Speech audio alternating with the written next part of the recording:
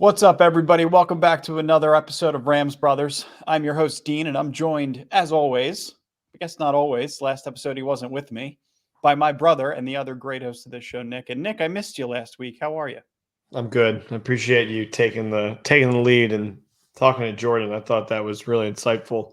Really enjoyed it. Good. That's good to hear. So what'd you do? You went to the gym, you popped on the podcast like everybody else. You just pretended you were a regular fan of Rams Brothers. Why don't you take us into the process? Well, I edited the episode for consumption, so not very normal. But I made sure to watch it on YouTube, which you all should do because I Yes. wanted to get our YouTube views up like a scummy scum that I am. But yeah, I'm doing good. How you doing, Dean? You enjoying I'm March good. Madness? I'm good. I'm You got enjoying any March Madness. brackets? I'm kind of excited that this is a little bit of a down week for the NFL. I think the teams, the players, the coaches all have meetings towards the end of this month, but this week specifically, I mean, we're on day 5 of free agency, right? So there's a lot of members that were previously Rams that are still kind of sitting out there, waiting to be signed, waiting to join their next franchise and start, on a new contract. And the Rams right now are in a position that is, I mean, they've spent the least amount of money throughout the entire league. They're in a strange situation when it comes to dead cap. They're the third most in terms of dead cap so far. So yeah, while the last episode was insightful, I think it also pointed out some glaring holes for the Rams over the next month that they're going to need to address, whether it's with the draft or it's going to be mid-season, right? Because they tend to carry around some cap space throughout the season where they could potentially bring in some players. And I know that this question originated asking about how I am specifically. I guess I'm good, Nick, but I know that there's almost no downtime in this league. I guess that's my point. So No, I think NFL players and fans right now would probably shift their focus to St. Patrick's Day and March Madness. I would assume those were the two big things over the past weekend. Do you have a you know what I was bracket? thinking about though, Nick? I'm glad you brought that up because the XFL is still going on, right? And I'm thinking to myself with March Madness and Oh, the pre-draft ratings stuff, must be the plummeting right ratings now, I must be would assume. plummeting. And that's probably something that happens historically with the XFL is it's really good for the first 3 weeks and then ratings plummet from there on out. But as I mentioned, somebody asked on Twitter if we've been watching the XFL, if we've been watching for players in terms of development and to see if there was, potentially guys that you could bring over to the Rams. And no, I don't think we're there yet. I just don't think we're there yet with that league. It's kind of hard to judge the talent in the XFL because they're playing against like if someone pops, you got to Right. believe that Right. they're popping because either the defensive scheme that the other guys have set up is just really not working out well, or the player that they're up against, and also it's like the QB play is very mediocre. It's actually very similar to March Madness where it kind of is, I don't want to be the guy that's like, I only watch all pro. But you watch a March Madness game and then you watch an NBA game and you're just like, there's just so many missed shots. And Yeah, yeah. it's kind of hard to really decipher in that. But I'm going to ask you for a third time. I'm hoping I get an answer. Do you have a bracket? Yeah, I do. I do. I didn't even know that you asked me. I'm sorry that I missed your question. I do have a bracket. UCLA is my champion. They're playing Alabama in the final. I have some faith considering they're all still alive. The Sweet 16 will be very telling. I have Tennessee also and Houston. So I Nice. have two number 1 seeds, a 2 and a 4 in my final 4. I like So that. we'll see. If you guys have your brackets out there, make sure to share them within the comment section. We want to see how you guys are doing. I also have UCLA, and I went against my alma mater. I had USC exiting the first round, I which think I had happened. USC winning the first round, and then they ended up losing. Yeah, I just they were tied at halftime, and I was watching that game. I was just like, they're just not the better team It's here. It was okay. fun. It was fun UCLA could while be it the lasted.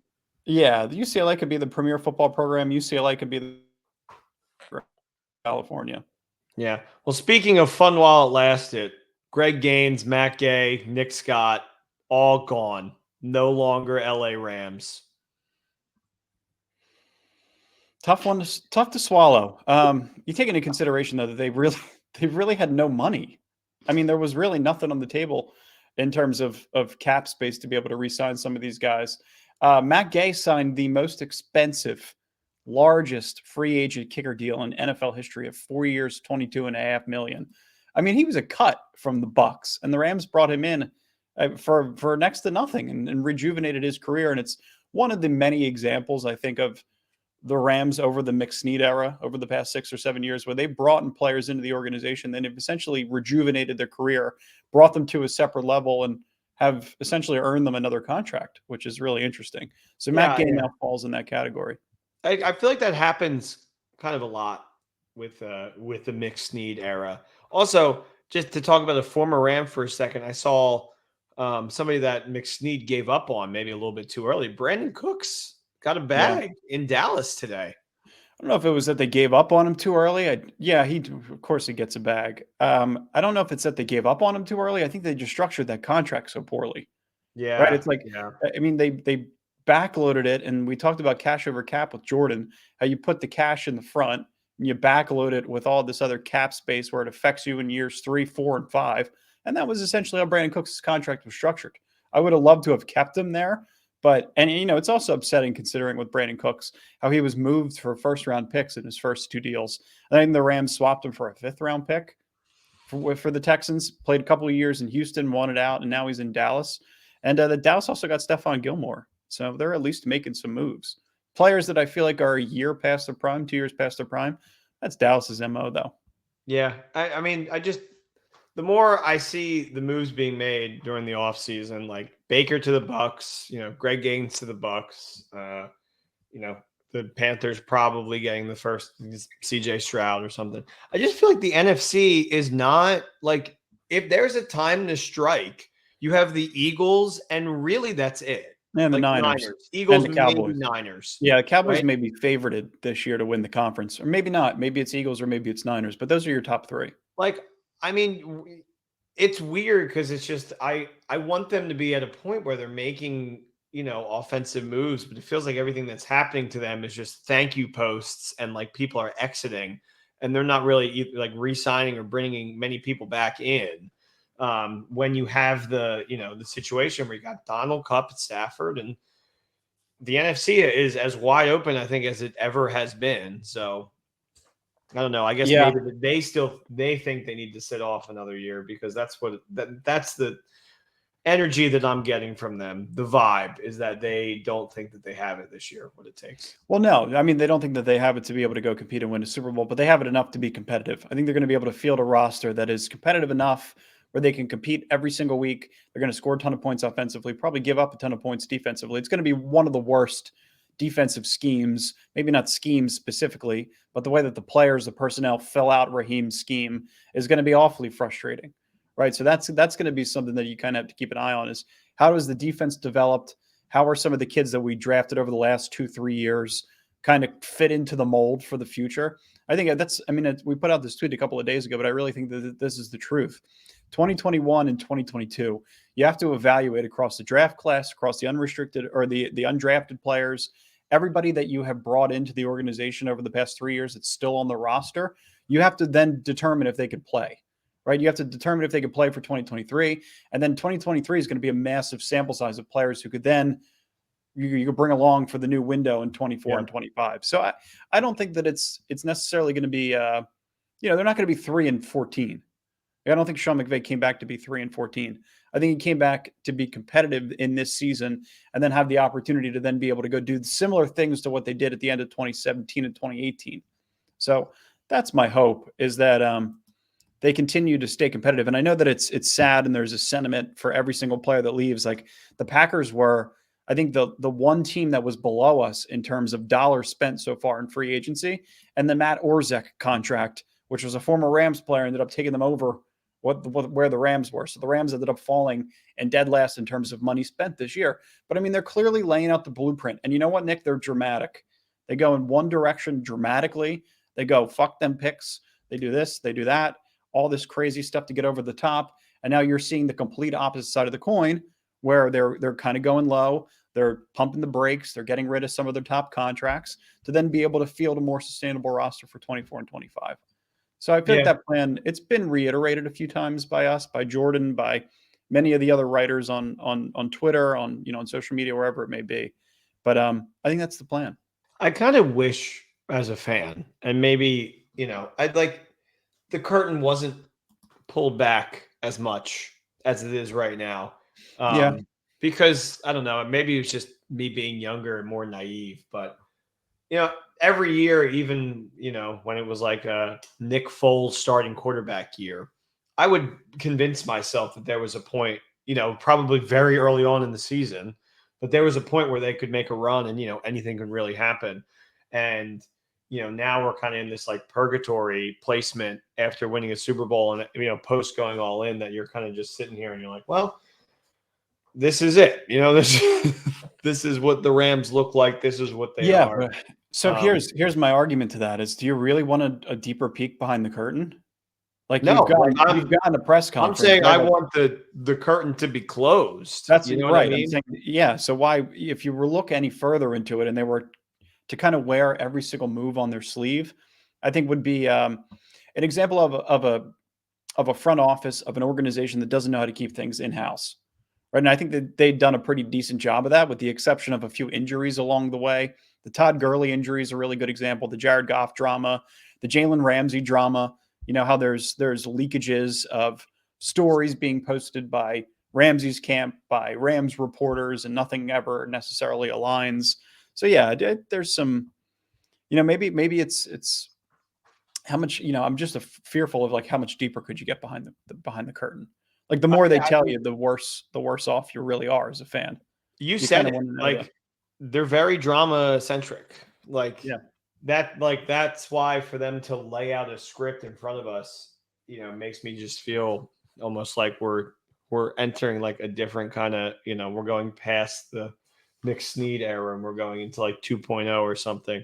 And it kind of happened last year without anybody really wanting it to happen, where it was like, okay, well, now we're at this point, and it was just tough because we're losing and we're giving our pick immediately to the Lions, so we're just helping out another organization. So it wasn't even like we were losing to come back on top, which is we've seen so long in the Rams organization before the McSnead era, where it was just losing to lose. It felt like, and you're drafting people early like Tavon Austin, thinking he's going to have an immediate impact, and he doesn't. So it's a weird place to be right now as a Rams fan. Yeah, It's I even guess. even like No, as like post Lakers 2020 championship, they were that organization, and still now they're delusional enough to think that they're in the position to win.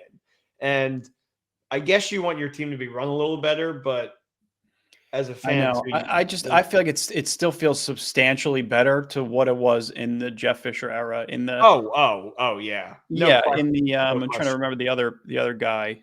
Obviously there was Spagnola. I'm trying to remember it's Linehan, Scott Linehan, when he was there for a couple of years. The Spagnola years, the Greg Williams years, the is the dude from the coach for McDaniel, Josh McDaniels years. Like I couldn't stand any of those coaches. It'll never be that bad to me with the amount of star power that's on the roster. One, even at this point with the remaining three, and two, the amount of front office firepower they have between Demoff and Tony Pastors and Les Snead, and obviously with Sean McVay. So that foursome, I think, is so much better in terms of how to build your roster, how to build your culture, how to take a franchise from one city to the next. They all did a really great job of being able to do that on the fly. And it felt like in previous years, previous to 2016, 2015, after the Dick Vermeil, Mike Martz era, there was 10 years of this franchise's complete dreck. Like, Yeah. even if they do go 4-13 this season, they go 5-12 again, it'll never feel as bad as it felt back in that era towards the end of the St. Louis days. No, I don't think so either. To me, it's just, and I know McVay is already talking about how I don't want this retiring thing to be a continuous story that Yeah. goes on and on. But Donald's not getting younger, Stafford's not getting younger, Kupp's not getting younger. So you're at the point where those pillars that you previously talked about are, in a position to either get traded or step down. So it's just that you're entering like, the sequel era, I guess you Yeah. can call it. Yeah. So Yeah.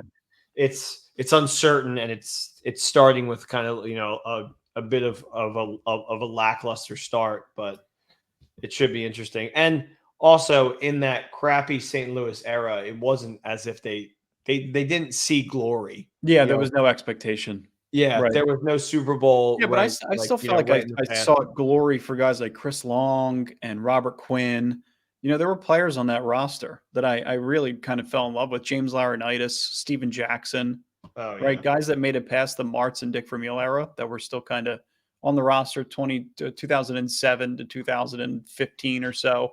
Yeah, like Some of hanging those, around. the Sam Bradford type players, those you actually had some legitimate faith. I remember in Bradford's rookie season, I want to say it was 2008.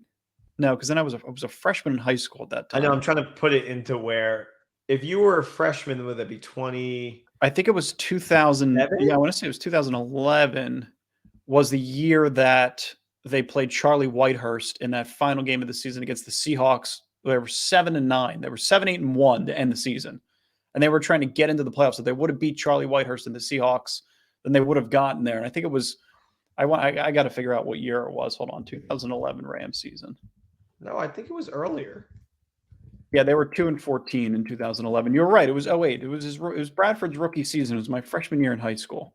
Yeah, 7. Yeah, I think it was the game was played in 7, but it was the game was played in 8, but it was 07. I think it was the 2009 season. No, they were 1-15. This is what I'm talking about. They were so bad, so long. 2010 Rams season. They were 7-9. So this is the season. There it was it a is. 20. It was a It was right in the 2010 middle. We were close. We were close. Yeah. A Bolger was released by the Rams on April 5th of 2010. That season. Weird. Was Bolger still on the roster when they drafted Sam Bradford? I think they drafted Bradford in 11. I guess so. Sam Bradford. Draft year. 2009. 9. Yeah. So that makes sense. They released Bolger the next year. Mm-hmm. Yeah, that's a pretty interesting piece of Rams' history is, you felt like you had some faith with some of those guys. I think that season specifically, I felt like the next year they were going to be able to take a leap and maybe find themselves in the playoffs for the first time in 10 seasons. And what do you know? It doesn't happen for the next 7 years. They didn't get back till 2017. Yeah. So, I think what you have to do is you kind of have to look at the next level of everything, right? You're talking about a sequel, a 2.0. You got guys like Ashawn Robinson talking to the Giants. You got guys like Leonard Floyd that are still out there that we released. Taylor Rapp talking to the Patriots. Brandon Powell, David Edwards, Riley Dixon, Matt Sakura, Ode Aboshi, Ty Nsekhe, Traven Howard, Malcolm Brown, Troy Hill, all still floating out there. But I think that the shift has to happen in terms of where to put their focus, and it's defense, right? Because you already have all 11 starters penciled in on offense. Outside of the offensive line, hopefully there's a clean bill of health all throughout the rest of the offseason, into OTAs, into training camp. And I think Joe Nopum and obviously Brian Allen are the two that we're going to have to monitor. So the offense is fine. When you take that into consideration, maybe you don't spend a lot of draft capital on offense in the first 3, 4, 5 rounds, right? Maybe a focus specifically on defense. They've already lost 5 of their 6 top defenders in terms of snap counts from last season. And Taylor Rapp and Troy Hill leaving would be 7 of the top 8 snap counts are off of your roster. Wow. Talked about how they have $8.4 million in 2023 cap space. They're going to need anywhere from $7 to $10 million to sign that draft class in 2023 coming up at the end of April. And they're currently carrying, we talked about, $52.7 million in dead money, according to Over the Cap. And then next year, setting themselves up for $60 million at least in cap space for 2024. But I think that the priority has to be defense. Like you look around the league, I don't know if there's ever been a team that has lost this many defensive starters in one single season.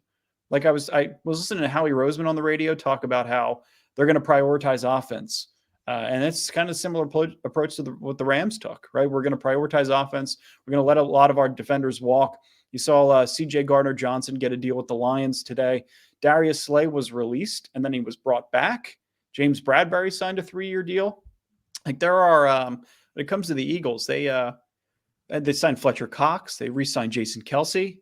Like they essentially did everything that they possibly could to stay competitive for that next year. And maybe you're going to see similar ramifications. The same. Yeah, you keep the core the same. Similar ramifications as to what happened to the Rams after they won the Super Bowl.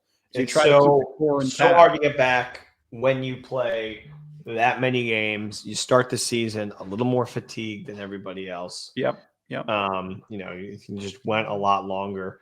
Also, it's just if I'm the Eagles and I just was in the Super Bowl and my defense is what cost me the game, That's 100% what I will be going after. Especially like you'll be fine getting out of the NFC, I would think. So you're at the point where you just want to be able to stop whatever AFC opponent is going to, come at you. If you get that far, I would be going after defense. And I agree. I think the Rams would like right now, like what we have on the tape, I don't think we need a show-stopping running back, like maybe one more receiver weapon, but nobody that's going to break the bank. Yeah, I don't even. I mean, maybe those are guys you get later in the rounds, right? In Or maybe sixth, you seventh just round. try to develop the new tight end kid Yeah, and the receivers that we have, and you just hope for like a healthy season. yeah. I mean, you still have Lance McCutcheon, you still have Tutu Atwell, you still have Van Jefferson, you still have Benny Yeah. Skoranek, right? All these guys surrounding Cooper Kupp. You still have Allen Robinson, right? You still have Tyler Higbee. Who Jordan was talking about potentially keeping around. Yeah, Allen yeah. Robinson. Maybe you keep Allen Robinson around. Maybe you keep Tyler Higbee around. Like you have your offense is set. Like you're really kind of set to go offensively, with the exception of a couple final pieces for the offensive line. But the defense is a completely different story. I mean, you're Yeah. going to lose 9 You're of losing 11 it all. starters on the defensive side of the ball. You're going to need to figure out a way to replace the edge, the defensive line, and the defensive backs. Like, obviously, you drafted 2 defensive backs in Darion Kendrick and Kobe Durant last year. Drafted 2 safeties as well. So maybe you kind of pump the brakes on defensive backs in general. Hopefully that those 4 kids can come out and play a little bit next year and show that they were worthwhile of the draft pick. But I think my biggest focus is edge and interior defensive tackle.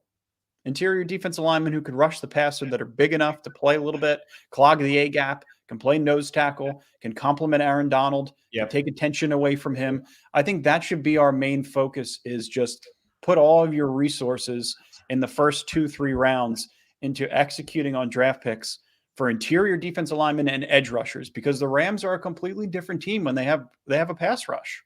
Yeah. They're, when they have a power and speed combo coming around the edge, you can have a rotation of guys, right? You got the Von Miller and Oboe rotation. You got the Leonard Floyd and who else was coming around the edge in that Super Bowl season? I wanted to say Michael Hoyt, but it's not the truth. There was another guy who was coming around the edge who was in rotation with Leonard Floyd, but they had 4 legitimate edge rushers and interior defensive linemen: Greg Gaines, Ashawn Robinson, Aaron Donald, Marquise Copeland, Jonah Williams, rotations of players. And Les Snead previously talked about how we want, B-, C+ players, even an A- player to surround Aaron Donald. So that's what I started looking at. I started looking at edge rushers and interior defensive linemen that I feel like could complement Aaron Donald. So I'm going to go down the list, Nick, and then I think in future episodes we can kind of come prepared with like a big board and just kind of follow and see if we'll track it. If they visited with the Rams, if they scored highly in terms of RAS scores at the combine, if they're trending towards potentially drafting that player, if they've gone to a school that any of the new coaches they brought in, so there's a connection there, something that you could kind of, try to get a leg up on. So the first guy, and this is somebody that's been mocked consistently in Rams mock drafts by Jordan, I know Blaine just put out an awesome piece for Turf Show Times, Will McDonald of Iowa State. He led all of college football with 81 pressures last season. He's only 243 pounds, so he's more of that, complement speed guy. Maybe he's one of the more talented edge rushers. If the Rams were to add him right away, he'd be one of the more talented edge rushers on the roster. And I don't think he's going to have an issue due to his size. He can clearly get to the quarterback, as he's led all of college football with 81 pressures last season. So I'm impressed by him. There's another kid, Andre Carter from Army. He may fall a little bit later, but he's absolutely massive. Like just a dominant force coming around the edge. He showed on tape that he's nearly unblockable playing at that skill level. And it would be the Army's highest drafted player since 1947. Wow. So those 2 guys, Will McDonald, Wow. Andre So he's Carter. probably not high on other people's draft board. Well, that's what I tried to find. I'm not trying to find the best prospects. So yeah, I should have prefaced it with that. I'm not trying to find top prospects. I'm trying to find players that I think are likely to fall to 36. Realistic. Yeah. Realistic options. There's another kid, Nolan Smith from Georgia. It's another speed complement to somebody like Daniel Hardy. He's 6'3", 235, coming around the edge. He's a lightning rod. And we love players from Georgia, don't we? I think we all do. Yeah, Colby Wooden, Auburn. He's a day 2 pick, absolute monster of a freshman, has the size at 6'5", 278 coming around the edge. I'm going either of which way. And I think I may draft 2 edge rushers in this draft. I think I'm going to go speed and I'm going to go power. I want somebody that's big, that's physical, that can come in and own a big chunk of the defensive snaps coming around the edge. And then I want somebody who could be a complement to that player. Particularly if you could put two guys on the same side and just train them in tandem to be that speed power complement to one another, I think you're going to have a lot of success kind of with Eric Henderson, kind of home grooming those type of players, bringing them in the building and making sure that they're ready to go for 23 and 24. So those are my five names right now. It's Will McDonald, Andre Carter, four names, Nolan Smith, and Colby Wooden. So you got Iowa State, Army, Georgia, and Auburn as my four that I'm highlighting for right now. This is going to change a little bit as we go, but those are my four guys as edge rushers. And then interior defensive line. I got a little bit crazy with this, Nick. Wait, as before we go into D-line, I just want to yeah. I just want to kind of ask you something and like get your kind of sense of the scope of the draft. If they go offensive player, are you like, is that seen in your eyes as like abysmal? It doesn't make any sense. Yeah. I mean, I don't want to like totally lose my mind on day two of draft night, but if they go running back and they go receiver, to me, nothing that we've talked about over the past 2 months makes any sense whatsoever. I agree 100%, but that is my worry that is exactly what they'll do. If you look at their track record, and I know they're entering into that sequel era that we're talking about, but if you fall back into that, oh, this kid's explosive and we got to get him on the Sean McVay offense, I think you're actually at a point where you got to start thinking about Les Snead. What are you doing? Sure. No, honestly. Totally get that. Well, I mean, I think like if you take somebody, like a Tutu Atwell or so, somebody in that category, like a Tank Dell, he's not going to fall that far. I'm trying to think of other players. There was a kid from, I think, Clemson that's really tiny that could fall into the 6th or 7th round that I think a couple of people had mocked for the Rams. That's not the kind of player that I would want. But take into consideration the special teams unit, right? If it's a guy that can get down on the hands team, if he's a surefire on offensive onside kicks, if he's good on the punt return, like that's all I really care about. If I'm going to get somebody in the 7th round and he's going to be a receiver, Nick, my point is I want him to be a really, really good special teams player. Yeah. Okay. Yeah. No, I don't expect that kid to be a starter ever, right? With high upside, you could develop him into a starter. Once some of your better players leave, the way that they developed Ben Skoranek, 7th round pick, special teams to eventual starter. Who honestly, in my opinion, is still developing. Oh, very much so. Yeah. Very much so.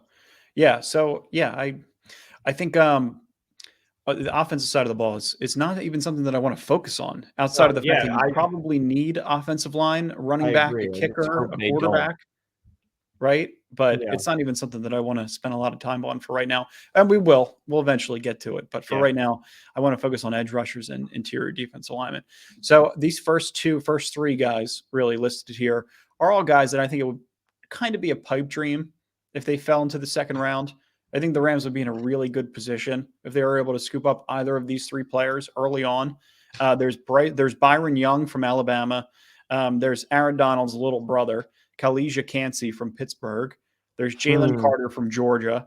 And then there's this guy I think could potentially slip a little bit further, even past the 2nd round. There's Jervon Dexter from Florida. This is what going back to the Jeff Fisher isms. We have Les Snead isms and Fisher isms. This guy had a lot of ass. We want guys with massive bases, and something Daniel Jeremiah talked about with Jordan Davis last season. And you want these interior defensive players that can rush the passer and can simultaneously clog gaps. You need a Greg Gaines and an Ashawn Robinson replacement. Otherwise, teams are going to be able to pound the rock through the gaps on you, and it's going to be something really frustrating to defend against because you also can't rush the passer. So there's Jervon Dexter from Florida, who I like. I like Saki Ika from Baylor. He's a 6'4", 350-pound nose tackle, had 33 pressures last season as a nose tackle. I like that kind of kid. That's who I want on my team. There's Jared Clark from Coastal Carolina. He was a converted tight end. I think the Rams did this with David Edwards. David Edwards was a converted tight end, and they converted him to left guard. So this is somebody that I really see there being a high chance of the Rams drafting a player like this. And you take into consideration that he can play special teams a little bit too. He's got a crazy wingspan. Jordan mentioned him in her mock draft. He's really good as a nose tackle and a penetration defender. And, it's true. she wrote this in her article, is that you're going to have to find some type of replacement for Aaron Donald if he does leave, right? There's going to need to Yeah. be a complement of guys, whether it's 3-4 players that can kind of encapsulate the same type of level of performance as Aaron Donald does. Although you'll be trying to replace it for the rest of your NFL career as a coach. But Yeah. you got to kind of start thinking like that. You got to think, can I bring in another Gaines, another Robinson? Can I bring in another Ndamukong Suh? Can I bring in another Dante Fowler? Like, I'm trying to think of other guys that the Rams haven't necessarily drafted, but have brought in guys that you can kind of draft after in terms of the way that they've performed in the NFL and how they were prospects coming up. So those are my two big positions. I want them to focus all of their attention on those two positions to start. Yeah, yeah. And like, I don't know. You think about what Snead has done outside of the trading of the picks, which, and brought in all that talent for right now, which is very important and, was part of the reason why they were so great. But last like couple years, outside of Donald and Cup, I'm not, like off the top of my head, I can't really think of that many great prospects. I can think of a lot of misses, honestly, like Yeah. like a lot of misses. So, this is the nut up or shut up time, and Well, that's why I love guys like Nick Scott. right, Nick Scott is a good example of Yeah, that. and that's why I love guys like Ben Skoranek, because they're 7th round picks. They're guys that you have no expectation for and have eventually developed to become starters. Yeah, Skoranek, I just don't like. Do you think he's a starter outside the Rams right now? I don't know. I don't necessarily know if that matters either. And I guess even if right he's now not in the starting rotation for the Rams, because the Rams probably go Cooper Kupp, Van Jefferson, and Tutu Atwell if they're in 11 personnel. But if they're running the ball in 11 personnel, there's Ben Skoranek rotating in. Depends on the sub package, right? So, I just don't know if you can cite Ben Skoranek as like a great Les Snead draft. Well, no, he's an example of a guy that was a late round draft pick and eventually became to start. And Nick Scott that's what I'm trying to was the good lead. Yeah, that's what I'm trying to figure out this year is how do you develop players that have been sitting around within the organization, guys like Ben Skoranek, guys like Nick Scott, guys that are late round picks, and kind of follow the template that you've used to develop kids like Greg Gaines or David Edwards or some of your 5th, 6th round picks that you didn't expect them to really to be much, but they were supplemental contributions to the Super Bowl run. And I think that's kind of the window you're trying to rebuild towards. So if you could find all of those pieces that support the core, the core isn't all that hard to fill out. So, and I will say this, drafting now is definitely going to be like June or May or whenever it is. Like it's going to be a lot more interesting. It's going to be more fun to kind of be, at the forefront of it and figuring out who these guys are and kind of like knowing who they are before, as opposed to just, trading our picks away and bringing in proven people like Ramsey and Stafford.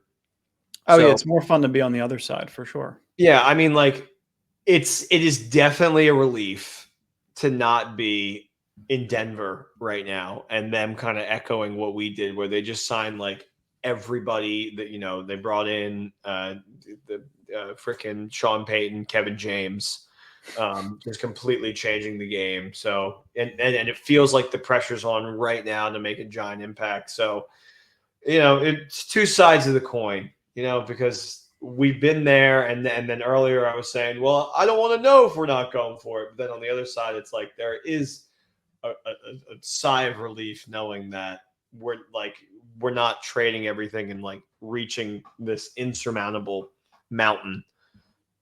Yeah, I mean, I don't want to be around for when Snead and McVay are gone and Donald's gone and Kupp's gone, because I feel like that's the Rams right now.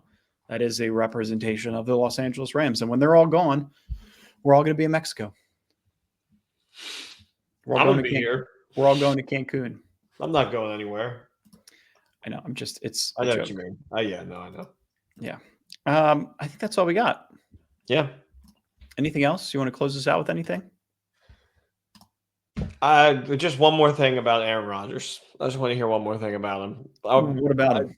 I want to hear your take on the whole going on Pat McAfee, not complaining about the Packers, and then proceeding to complain about them and say, "Well, the deal should be done, but they're the only team that really wants me."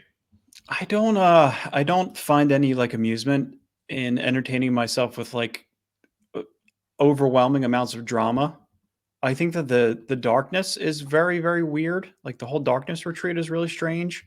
But I think there's some realness in having to like be a real person and make a real life decision and contemplating retirement and moving on from your career. Um, but I don't know. It's how he likes to do things. I don't feel like I really don't have an opinion on him because he's such a strange dude. Hey, I mean, I can't relate to somebody that doesn't talk to their family. I literally do a podcast with my brother. Yeah, that's a good So, point. I mean, him and I probably couldn't be any different. Yeah, that's Um, funny because I feel like I just relate to him so much. You know what I mean? I, how? I'm kidding. I was gonna say. He just wants to make the only thing that it feels like if you do want a camera on your face, like if you're looking for that, like he has like influencer energy. You know, it's like Yeah, he's I very need to compelling. be. I definitely listen to him when he speaks. I Yeah, mean, like he's I need interesting. to like I'm talking, people listen to me, and I'm gonna, lay it out for you. And it's not gonna be the correct media way, but that's how, but this is the truth. It's all just very interesting to me, and it's been giving me a lot of great content. So I hate to love He's it. in a really good generation where he could do that.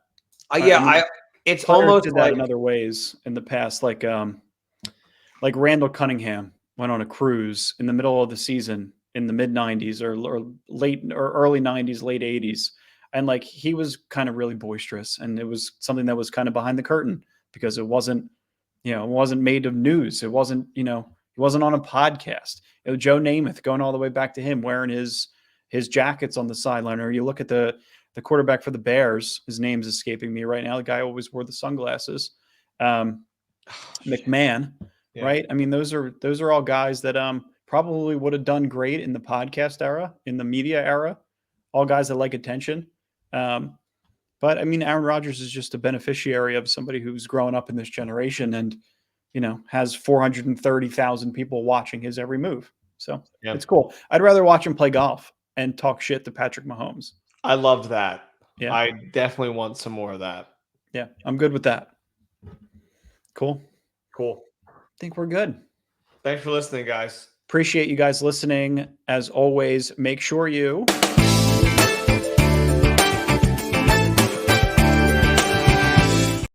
like and comment and subscribe. Join the Like, movement. comment, subscribe, bet online, live betting, free contests, giveaways all season long. Always the fastest, easiest way to bet all your favorite sports events, whether that's NFL, NBA, NHL, MMA, tennis, boxing, or even golf. Head to betonline.ag to receive your 50% welcome bonus with your first deposit.